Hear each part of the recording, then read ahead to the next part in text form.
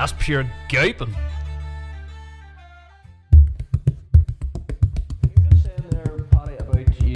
Was it seven friends?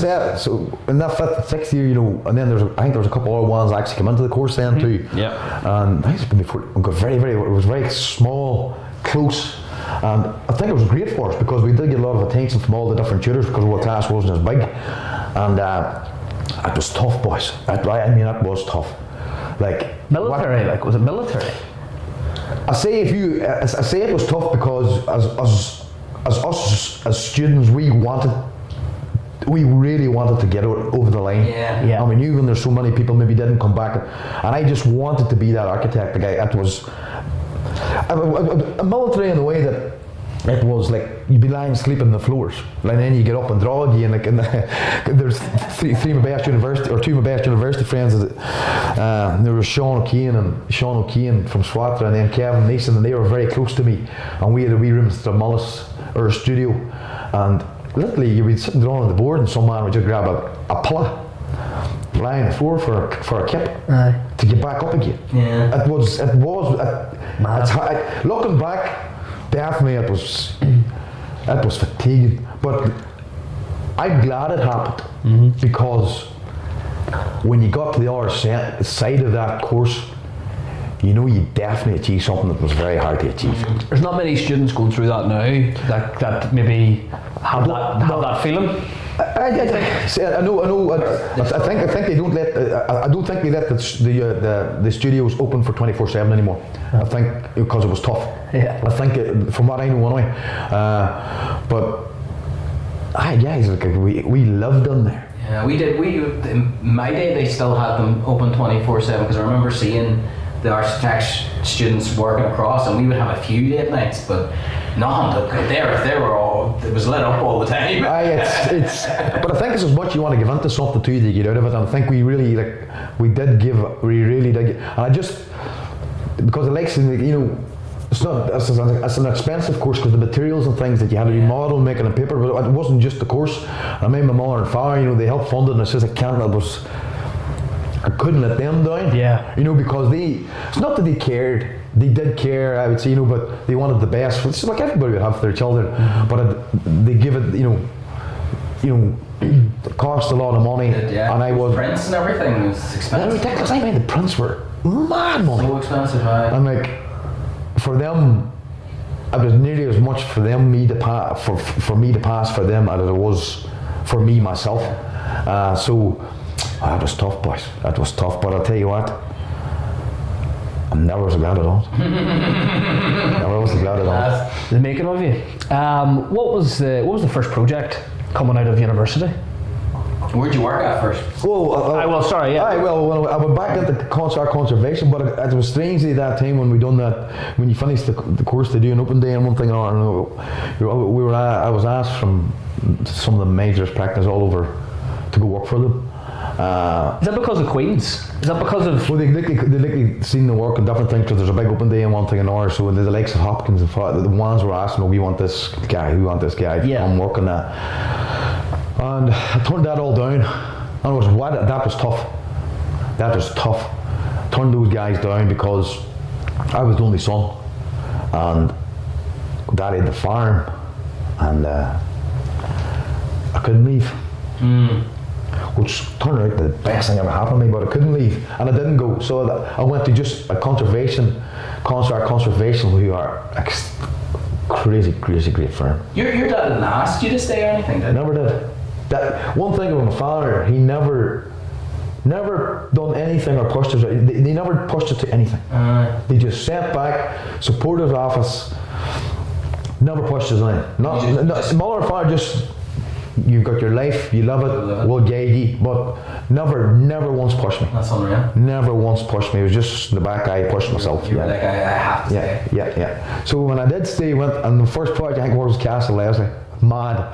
What a project. Castle Leslie. So I was pulled into that one there, and pulled into that, and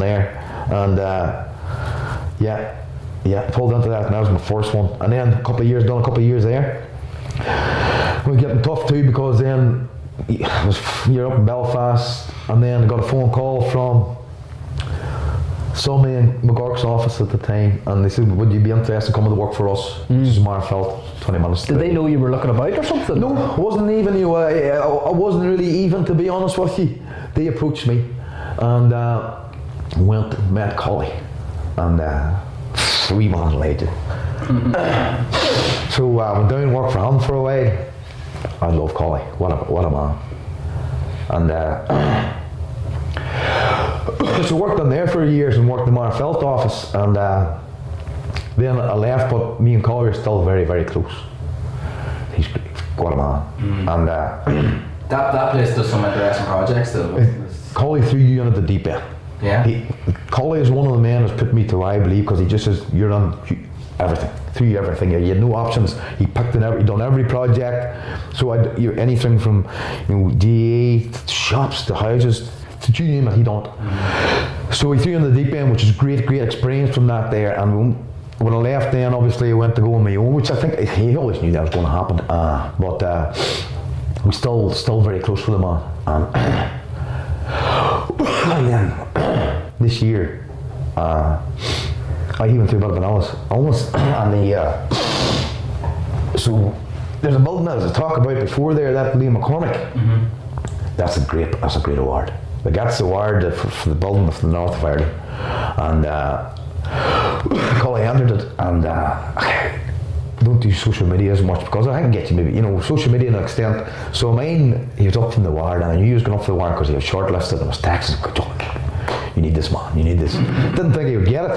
And it's not for anything, because the building was amazing. It was absolutely amazing. It was James Connolly Centre up in Belfast. Yes, oh, yes, beautiful, yeah. And I don't know why, I had it in mind,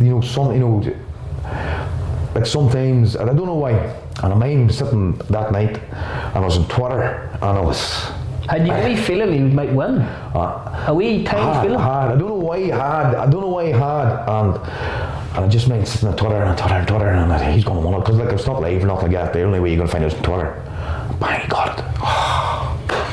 Okay, couldn't believe it, and he deserved it.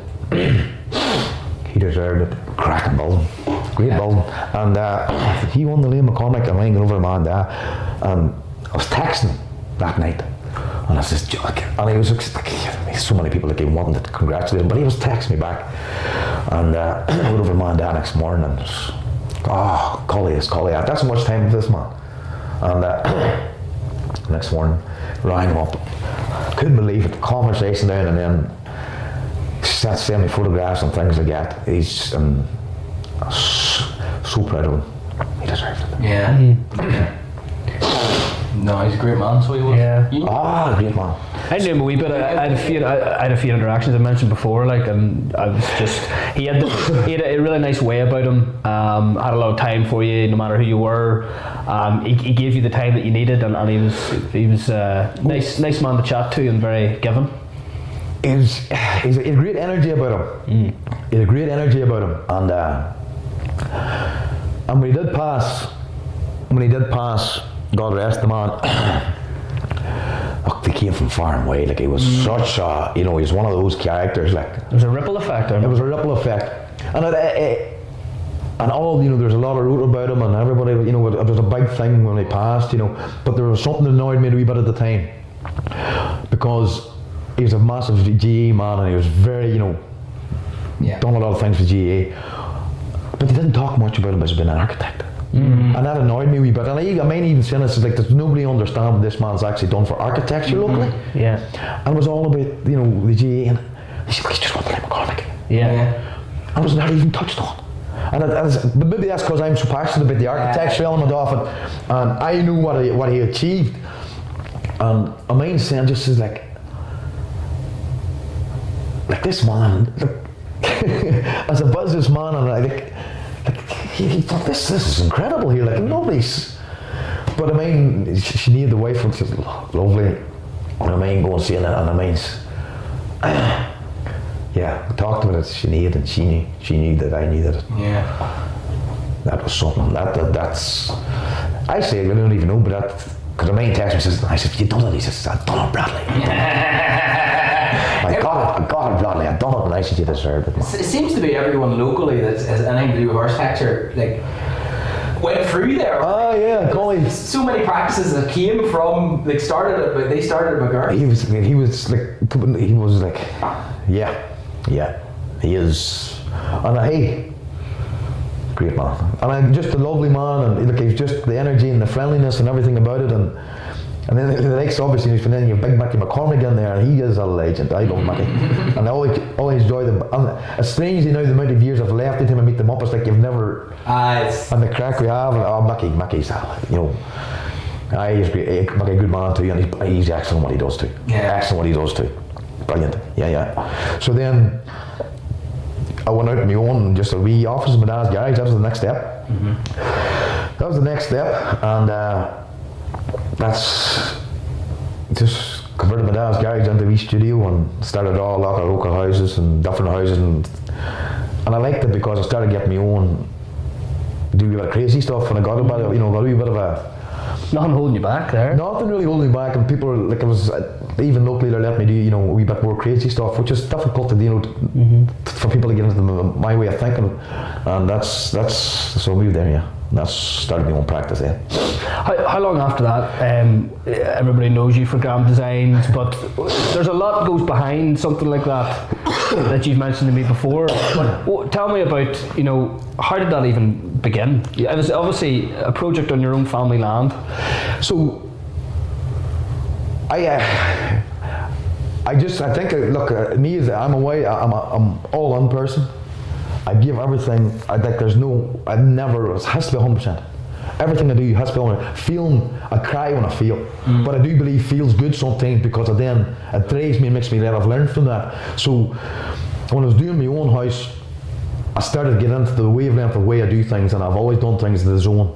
And that's when I started getting into the real madness of design and different things, and obsessed with things and layouts and the silliest wee things, that I really got into the zone and kept thinking about it. I always wanted my own house, and I just thought this I'm going to do my house, and just for the local people that maybe understand, and the further afield, like, you can do these things, like, this is not alien, this is architecture, this is what I've learned, I've learned this. Yeah. So I was like, nearly like an experiment in my own mind, but just, maybe sometimes should have shocked people, see, and then, when they come in, I was just trying to push the boundary a bit. Massively, but there's no fear in that, and explain to other people that they don't have to live in the norm, because they think that's the right. It's not the right thing to do. Yeah. And I mean, when I designed it, and the question was pretty long to design it, because I've thought after so much, I had rattled out just on an all-nighter one night in the office, just all the sketches, everything could just come together and boom, popped out one night. How do you know where it was going to be? Because the way I see it now, there's a bit of land under it as well. It's like it's propped up by land. Was that already there? Was it made by your team, or what? No. In terms of the house. Again, originally this was my preferred site, but the cost of the electric getting to it was never going to happen. And I just had a massive. So when I talk about a client with an hour connection, where else could I ever go in the farm? And obviously when you're young and different things, and when the world was free, and you could like, you used to walk for miles around fields, guys, and there was no fear of nothing. And just there was just this great sense of feeling when I was in that site. Just always, anytime I walked past it, and I said, right, this is the site. So I worked with what's there. So I didn't just, the levels were all still there, so I just brought that there, and then I got into the ideas of the orientation of the sun and my connections of me as the farmer and me as an architect, and the way the morning and night, so I designed the whole thing. And it was, the process takes long in any design, and you have to go through that bit of madness sometimes to get there, and it does take good times and bad times, but then it just, at the very end of it, just evolved, and then spot on, bang, got it, loved it. And how does Grand Designs fit into that? What stage did they hear about you? So like Grand Designs, like that was one of the biggest property shows likely in the world, and I loved it. It was on everything. It was Wednesday, Thursday night, and I just religiously sat down, had to watch Grand Designs, and I loved everything about it, because what it was is, it's buildings, it's people, it's emotions, it's everything's on the line. it was perfect. Yeah, I loved the show. And then one of my friends says, they seen the house I designed, and he said, why don't you fire out the grand designs? And I said, you know what? That might be a bad idea, because you didn't have much money at the time. Honestly, I didn't. You weren't making much money. I think, the back again, I could be a bit of advertising this here, and maybe get a couple of things free. And that was so. I mean, put in, submitted it in to the production team, whatever it was, submitted the design. Got the call very quick, and I mean, come down the Cookstown Moneymore line, and there was the phone call, and he says, would you mind pulling in? And I pulled in, and sorry, X, Y, and Z from wherever it was, started grilling me. He says, we've seen your project, and this could be something very interesting here. You must get a massive amount of people trying to get on the show. And I actually never really thought they'd get back to me. And then they grilled me and asked me all these different questions. This is right, great, Right, no problem, that's great, thank you very much. And that was just done over a phone. Never even thought much more about it. Very shortly after, I got another phone call, and they said, right, you made the cut to whatever, we're going to do a mock-up. So what a mock-up was, they're going to see, I think, to see if it was real for a start, because he didn't think of it. And so they come over and they had to do a mock-up. So over came Rob and Katie, and Rob, the guy changed my life. And he landed over, and I was in the garage at the time. Went through the garage, first time I met him, and just clicked. The relationship and the friendly, he was just a great man. And he looked around, and he says, right, and we see what you're doing, Paddy. And then we're out in the farm, and he says, you know what, I can't personally tell you, because it has to go through, but you will be on this. And I says, right, and it still didn't actually resonate with me, the TV thing or not. It didn't resonate where what it was all about. It didn't. I thought, great, I might get a bit of a house done cheap here. That's where it was. Well, what do you think what appealed to them about your project, do you think? Well, as part of that submission, you obviously put in the house, and you had to guarantee it was planner approved, and which it was. The planner at the time, he passed the house. Still a very great friend. It's weird, but this house is done. And I had this house done out of containers, and it was not to be doing something like containers. I was just thinking in my own head, I need to pull things back in money here, Paddy. Yeah.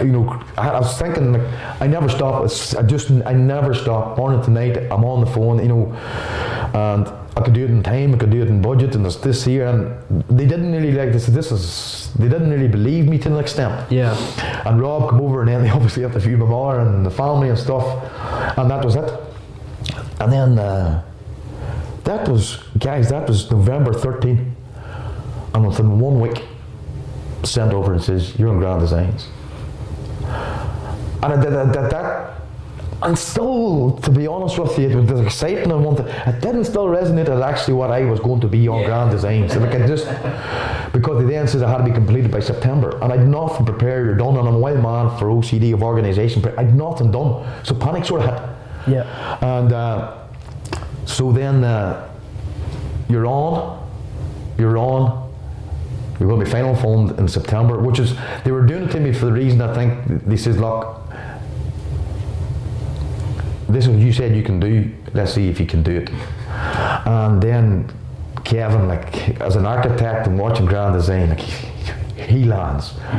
That was a surreal moment. Was it a helicopter? Did he come with a helicopter? The most, honestly, everybody asks the questions about Kevin and what he's like.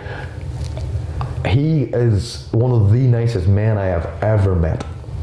And he landed, and I was so nervous. To me as an architect, he's nearly my idol, because I've watched him all life, and part of the reason why I was an architect, because I was so obsessed with the likes of watching when he was all these programs, and it was just surreal. But very quickly after the first filming along with Kevin, everything just went crazy. I forgot even about the likes of the TV and the cameras and different things like that. It was about the house, and I had no money, I had no builder, I had no nothing. And I just, what? And then first of all, through a friend, there's this fella in Marfelt, he does mortgage. He's the man to get you money for mortgage, and met the famous Jada. Yeah, what a legend. That's how I met Jada. And he sorted my money for the mortgage.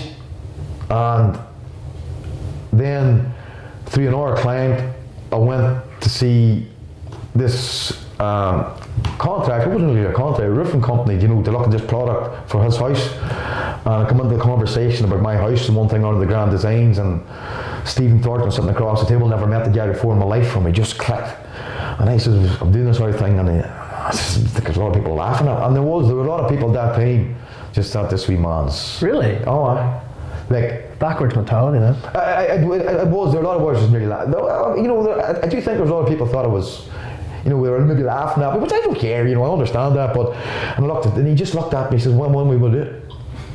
And I says, what? I said, you take it on. Not a problem, Paddy. And that happened. And then when I was sitting in the office doing a meeting on a Saturday, which I used to do back, get stopped at, doing a meeting with a client, a boy comes and knocks the door, and he says, I heard you're in Grand Designs, look, there's... And I looked at the guy and I says, I've seen that guy before about him. He says, look, can you give me a call? And I said, no problem. I said, look, sorry, I'm in a meeting here. And I seen him and I recognised him. And I said, would you mind calling back, after this meeting? He says, we'll call back. So he called back after the meeting. There's a while that day and he called on. And I said, I looked at him and I never forget a face, awful with names. I said, he said, Paddy, sure I was the groundwork man in Castle Leslie. PG. PG was the landscaper man down the castle on my first project. Lived about a mile up the road. Never seen him because he worked in France. Amazing story behind what he done there. And I said, can I be a landscaper? I said, PG, 100%. So I got the money sorted, the contractor sorted, got my landscaper sorted, and everybody else sort of sorted. But those three guys ended up being the three best friends. It's like buildings change lives. Yeah. And that's what it did. So we all came together and it was absolutely madness, man. It was madness. Got the details and everything fired through, and the following one was going on, and it was exhausting. Like, the house was actually built nearly in 12 weeks, which is nearly unheard of. And I mind them saying that, and Rob and them were brilliant. They came over and filmed, and it's like a way a building should be, and the way a construction should be. It was just a team of great people, from the film crew to everybody who worked on it. It was brilliant memories. It was brilliant. It was really tough, and a lot of people gave me their all, but they're just give it all. And I mean, we're coming to near the deadline, and we're so far away. We were so far away from getting it finished, but he says, look, you are scheduled to go out this year, and that's fair enough. You do understand, and sometimes when you see the grand designs, they're not finished, and they do a revisit. And I didn't want that. And in my mind, first impressions, you must get this over the line. And there was, I mean even one during the summer, and even health and safety reasons, I was sleeping on the roof, and I just lying down for a quick sleep, and it suddenly woke me up in the morning, which I should never say that, but that's the level of work and exhaustion that you went through. And I mean, Rob and them were over doing about 2 weeks before to do a bit of filming again, and we're so far away, and I mind somebody on the phone ringing back, and he says, the wee man, they're not going to get it done. They're not going to get it done. And I mind saying, because I heard it. I heard them saying it, and I let Rob and them down too, because I promised them we'll do it. And he says, right, so they said, we'll have to make a plan, and they're on the phone back and forth, and he said, look, we could maybe try and do this, and try and get as close to finished as possible for the television, one thing an hour. And we'll come over, and thankfully for some reason they give me an extra week because they maybe changed their schedule. And whatever way the momentum picked up.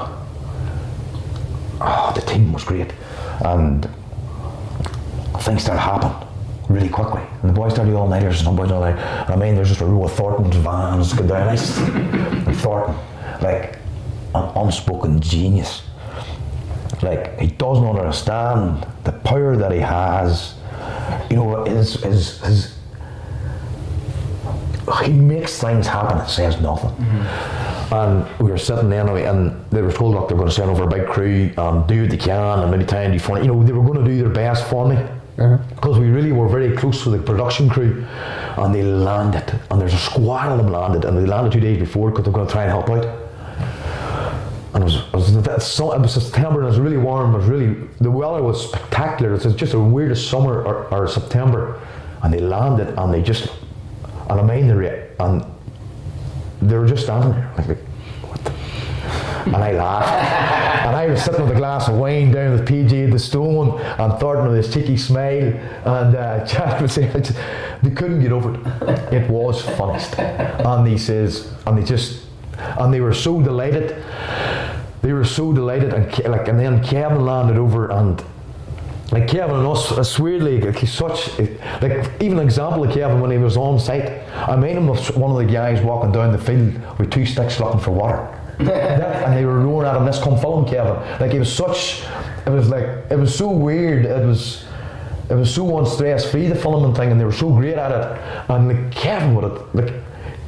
He gives you his full attention, no matter who and what you were, and and everybody loved it, and the whole crew. And there's Rob, and there's Katie, and there's a great story even of the cameraman. So anyway, done the filming, final filming, and then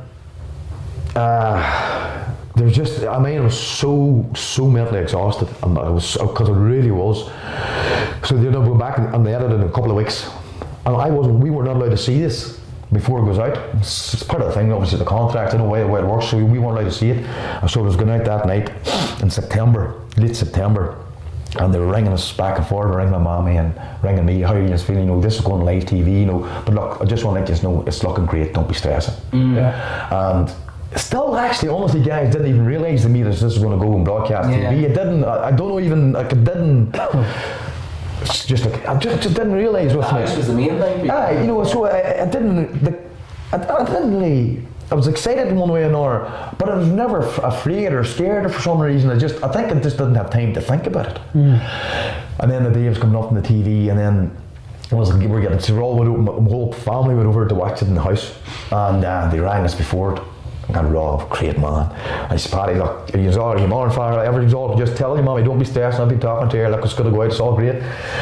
And we sat down and watched it, and look, a few glasses of wine, that I'm not going to lie to you, because it was a celebration. I'm not going to lie, we had a great night in the house, and it was a surreal feeling sitting in the house that was in the grand designs. My dreams just started, like, I can't describe the emotions, and your mom and dad was there. It was incredible. It was an incredible experience. How was their reaction? What was? Daddy never says something. He just smiles. But you knew he was like, we definitely knew he was like, you're really, really proud. And like, the sisters were all. The grand designs did that, and that's why I'm trying to tell people, when you build buildings, what they can do, even without the TV, the emotions that I can make, and the friends that can make, and what they can bring to you. So then I went out, and so I went to bed that night, and I always get up early, and I went and slept in the house that night. Bang came to the door the next morning. I don't know what time it was, 8 o'clock.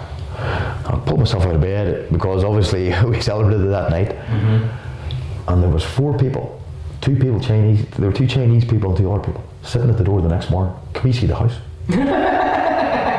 It's too dull. And I sitting, I go on ahead. We were actually staying in a hotel over in Tripperstown. We seen it on TV, and they told you you were here. The very next day. And I said, "I'll certainly come on through." And it just started to go mad. And the Channel 4, they'd never seen, they were so, like, they weren't apologizing, they were like just saying the reaction that it just went crazy. And life just changed. It's changed. And people everywhere from, like, there was so many people came to see the house, and like I had no problem with people seeing the house, because it was a team thing, and everybody, and I hate getting the credit for it, because it was a team that helped make me design my dream. But it went, this is through both, so the emails, and that next I got an email through And this got the emails on man, and I picked up one email on the way, and this lady was on, we need to meet you.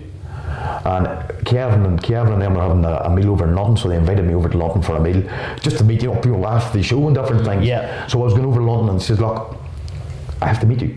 And I says, right, no problem. He says, look, no, I have a job for you, we'll work. Like, it was just, and she was like, right, okay. So I get on the plane anyway, and this is the following week I Grand Designs.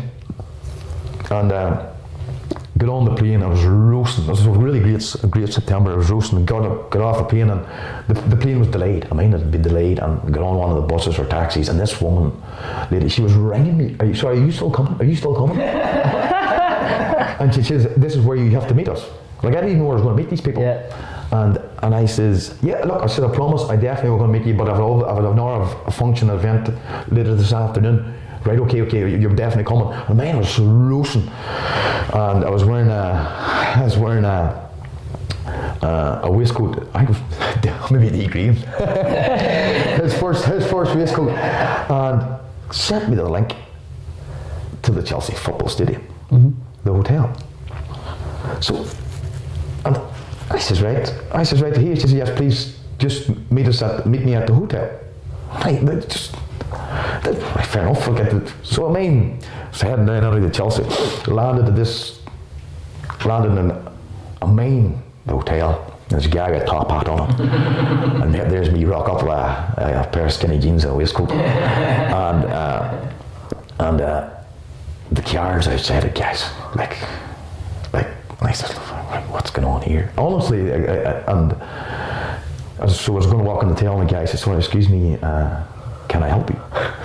And I said, look, I'll be honest with you, and I started to show him this text message. I said, look, I meant to be here and he's just looking at me and says, right, are you in the right place here?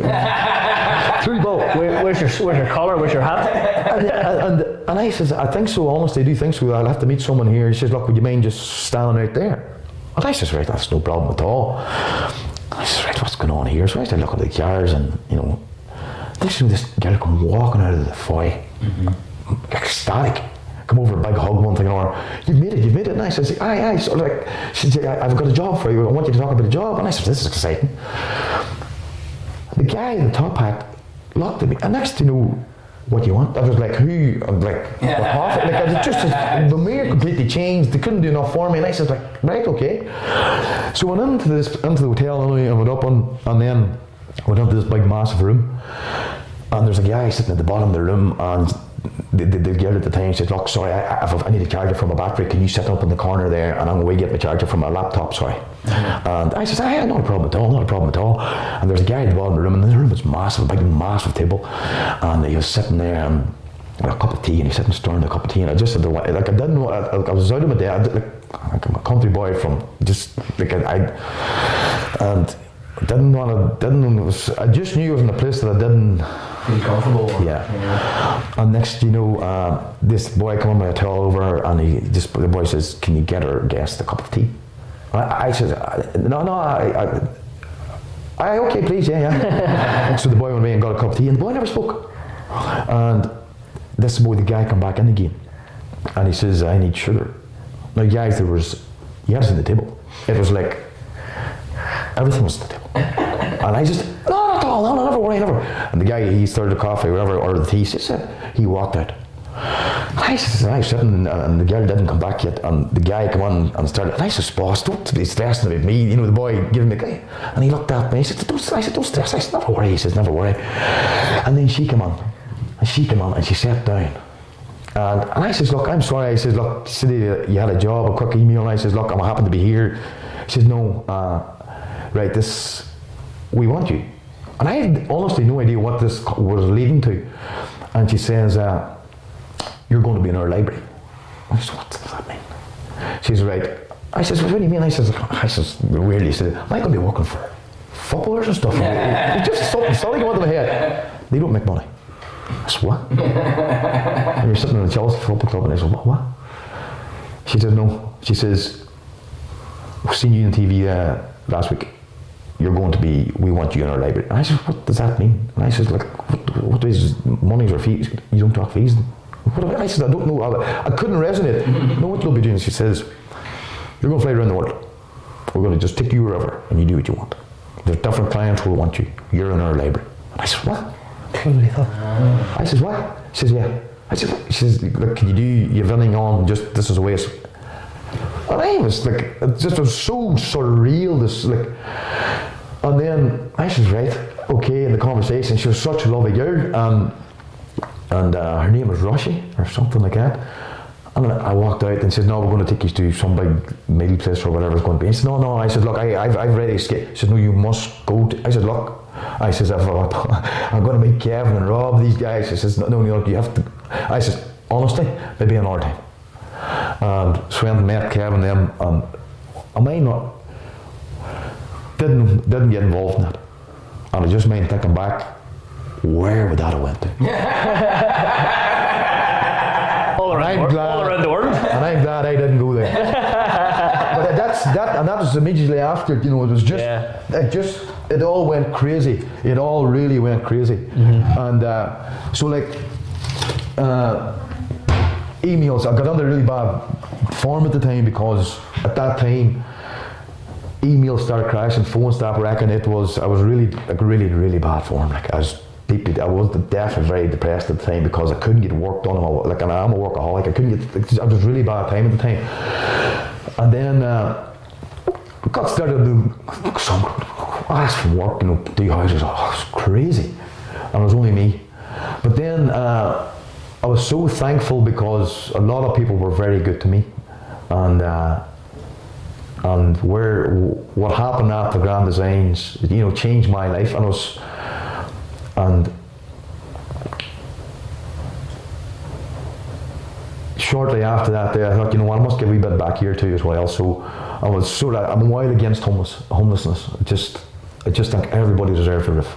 And so what I done was, I said, you know what, I'm going to rent out the house.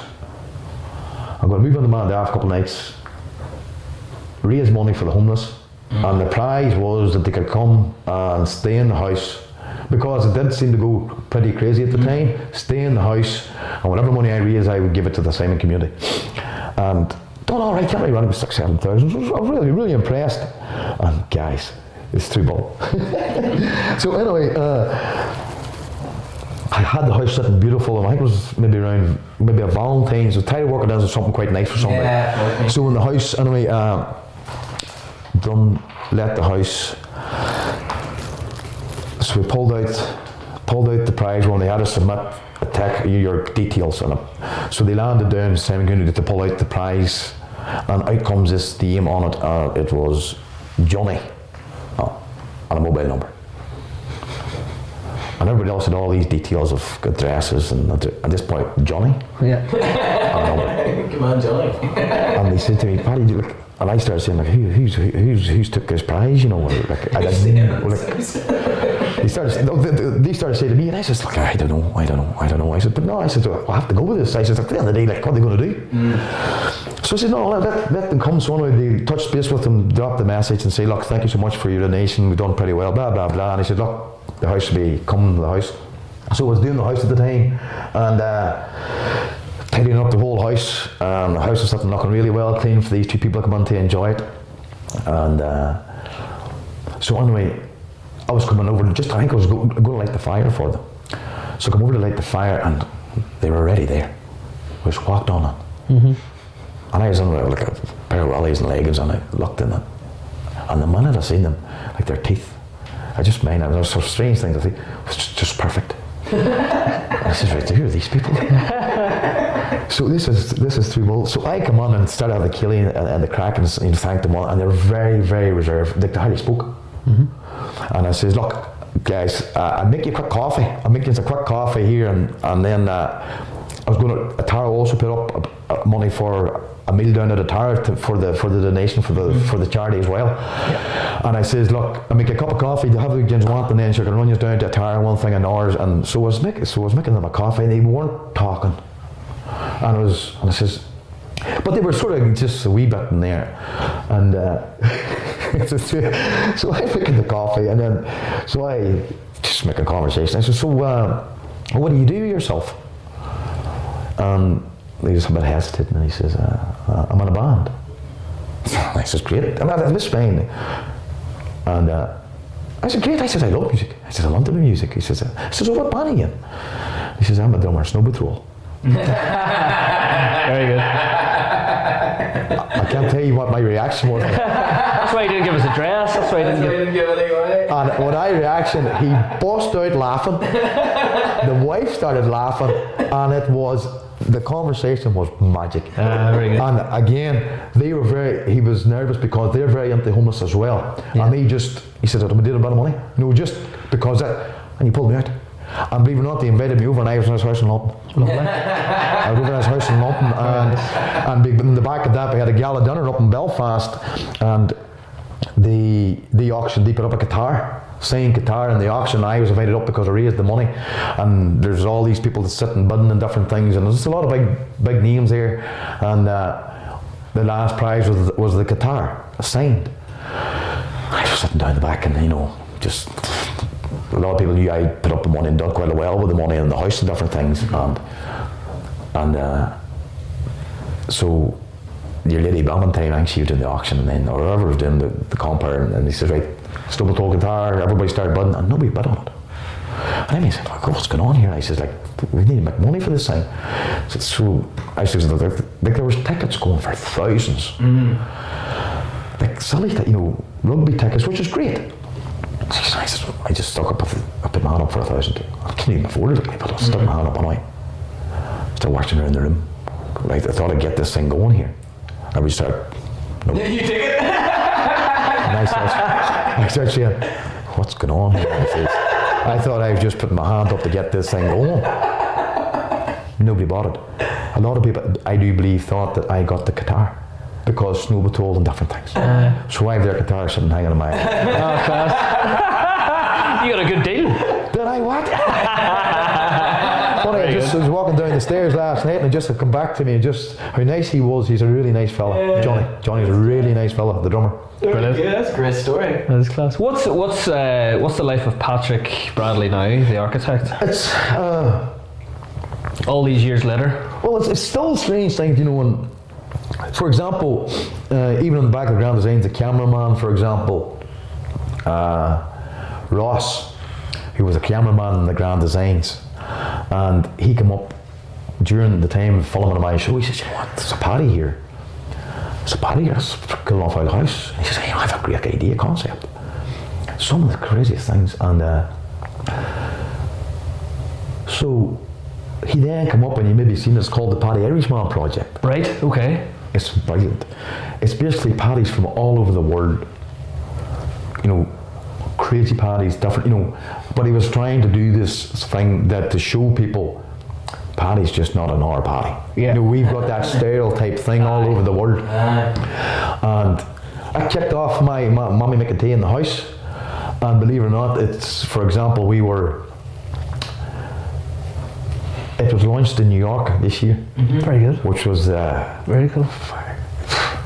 So I had to go over to help the launch of it, and didn't get got the experience. You never really got to go out because I want to do my best for us, because I like he put everything and soul into this piece of art exhibition. It was mad. Yeah. So first of all, I was up in Times Square. I was never in Times Square before. Yeah. Flashing all in Times Square, pictures of us. And I said, this year. And I said, right. And then all these different exhibitions, and it was so surreal. And then we were invited to walk in Paddy's Day Parade. I would never want to let someone.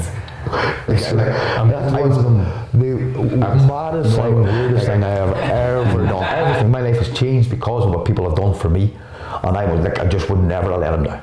Not a chance for it. It's just on me. Yeah. It didn't even cross your mind to go on. I just no. I need to get back to the hotel room here because I need to be up fresh and early in the morning. Yeah, so there's respect for people. But it's weird too because I didn't see the magnitude of craziness that was over there. So it was we were sitting in. So after one of the takes, we went down to a wee bar and sit down, Paddy's and whatever. Sit down. We made the news in New York. And they're all roaring the news. I'm still imagining you just walking down New York like this. Everybody going, Paddy! wasn't. I didn't. Honestly, it was really. That was really didn't. It was really. That would have been strange. It was an experience that I'll never have again, but it was very uncomfortable. I just, you know, and it was uncomfortable. It was, but it was nice at the same time that people, you know, this is the project. These are the Irish Paddies. Yeah. And he does want to take it to a level. That's the idea in general is fantastic. Guys, some of the guys like so. Their stories are like yeah, Paddy Keatley actually is one of the Paddies. Paddy Burns, the boxer. Then there's a boy Paddy Clipsheet in New Zealand. Brilliant story. Right. Like some of the Paddies, and their stories are amazing. It's very cool. Yeah. Very cool. So anyway, that's his artist project. They've done that, and we've done that over there. So that happened this year. But different things throughout my career. Some of the things that happened to me, like I'm blessed, you know, and I can never be thankful enough for everybody who's let that happen. Like I got the opportunity to be, you know, judge in House of the Year, which I really enjoyed that. Which is strangely enough, in the back of that, I was in the Late Late Show. I never really, you know, it's the Late Late Show. It's just that it's the penultimate still is show. It is like. And so we were invited down because I was one of the judges. And we were invited on the Late Late Show anyway, and. Hugh and Deirdre, the other two judges, they were great characters. Deirdre was lovely, Hugh, and we're on the Late Late Show, but got my mum and daddy, they sat, I think it's just in every household, they sit down, watch becomes Late Late, whoever's on, and then it's like the Late Late is the Late Late. So I got to get them down, and it was like, I don't think I should have said, look, this is your Christmas present for the rest of your life. This is you, I'm gone. So that was there's a lot of things and there's so many more things that has happened to me that I haven't really sat down and thought about them yet, and it just happened. Like, I don't even think about that was a big deal at the time, even to get on Late Late and everything. So anyway, even on the Late Late, so Mum and Daddy, they were down there in the audience, and just thinking back there, funny as watching Paddy Keatley the other night, and just God, you know what? Mum and Daddy was there, and I was on that there. But what do you hear? So anyway, when you go on the Late Late, you go into the green room, which green room, like, what is that about? Anyway, we're in the green room anyway, and you're watching it live. And you're looking around your place, you know, and why am I sitting here for a start? And I grew up with the Furies. Yeah, deadly. Loved the Furies. Oh, you hardly met one of the Furies, did you? Finbar. No. Finbar. Fuck, deadly. I was so nervous. And I was sitting back, and Finbar Fury was sitting over with us. I can't mind who was with him, you know, and he was chatting away, and I was just sitting, because I loved the songs, Finbar, like, you grew up with it, tip, in and out, man, Dad, got them Finbar, I love. So anyway, Finbar Fury, I can't remember who else was on the show at that time, it's Finbar Fury, but I do know who else was on. So anyway, we were sitting in the green room, and they're coming on, and different things was coming on, and next day I seen Bob Geldof. Oh shit. Walking past the green room. So what, Paul Geldof? Oh, he's on tonight. Do you think he looked at it and go, fuck, there's Paddy? Didn't have a clue. So Paul Geldof, he obviously he went to see, because he went to a different room on his own, along with, I can't remember who was with him, but there's somebody was with him, and he went on and done his interview, which was the whole place in the green room was just pure silent to listen to his interview. It was a great interview, and it was surreal, like, and then so I asked him, so the show was over, and I said, would you mind if I can get, because Finbar Fury is here, I says, do you mind, you know, can I get Mummy Daddy in here, because like Daddy's gonna, well, hey, good Mummy Daddy, and you see Finbar Fury, guys, and Daddy. It was just that it was the conversation, it was like the most normal, it was so nice. Yeah. And then comes Bob Geldof up to the bar and chatted away home for a while, and weird. Madness. Weird. Really, really weird. So like, that's all of the back of a house that I'm thankful for everybody else. Like, but you can go on all day. Yeah. So like, yeah. So that's the type of stuff. What's your routine now on like a weekly basis? What's the life of Paddy? Are you a one man band? Are you? Well, obviously, collective as well. So I still get a lot of work and a lot of queries, and I'm very blessed and thankful for that, you know. But I'm still just Paddy, you know. So I'll just like I know in terms of clients, I really don't care who and what you are. If I get on with them, range of monies, range of projects, I don't mind because I like the challenge of everything. So some really small, some big. So I like that. So I get up in the morning now and do a bit of farming. Going to the zone now and again, which is I still go through that process of madness. Still do that. Have to do that. I will never not have to do that because that's what I am.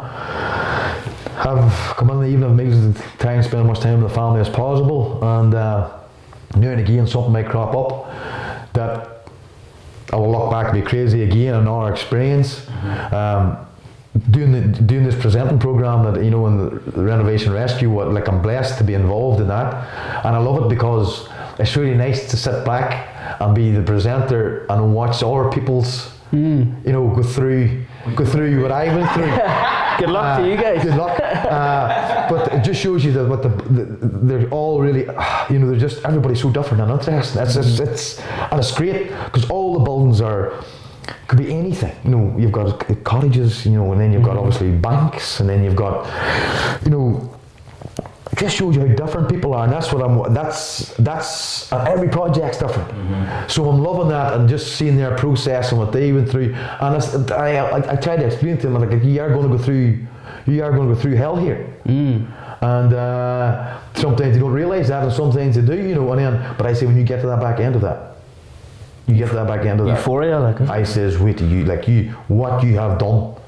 You says you will never ever have that. You'll never have that, and that still to me is the best feeling of everything that I have done. When you get to the end of a project, or even that, you know, it's mad. So that's where I'm at the moment. Fantastic. And just to wrap things up, we always ask our guests, you know, when someone is in your presence, client, person, no matter who it is, in what way do you want them feeling leaving your presence, or, you know, passing on, you know, Paddy mans like this, you know, how do you like people to feel whenever they leave you? I do. I just like everybody to treat everybody the same. Like I just think if we all could be just at the one level. So when you have to sit down and yarn, you know, just tell me. You know, we tell each other the stories and listen. You know, and like I learn as much from somebody else as they maybe learn from me, and I love that reaction. And so if somebody's to meet me and sit down and have the yarn and, you know, have the crack, like when they walk up, like I've now had another friend, you know, it's somebody, you know, just that. We're just all the same guys. Yeah, that's all we are, and yeah, you've hopefully met a new friend. Fantastic. Thank you very much, Paddy. Guys, an absolute pleasure. It's a pleasure, and a really pleasure. Look where we're at. Absolutely gorgeous location. I don't think Paddy's going to be ready. No. we're going to stay another while, Paddy. All right, very cozy. Stick another coffee on and all. There's a bed up there. There's a shower in there. We could go again. No, guys, hey, fantastic. More welcome. Thank you. Thank you very much, Paddy. We'll cue the board on. Yeah. Pleasure. Thank you, man. Pleasure, guys. Thank you, Paddy. Appreciate it. Thank you.